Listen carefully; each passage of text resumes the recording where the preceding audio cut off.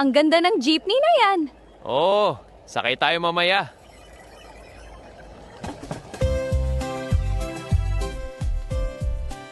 Araw ng Sabado, ordinaryong araw sa syudad, mahaba ang traffic dahil kadalasan ay nasa mall para magpalamig.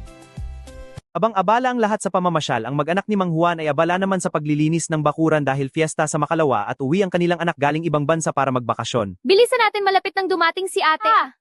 Hello, anak. Kumusta ka na dyan? Ako din, Nay. Hello, Nay. Okay lang po ako.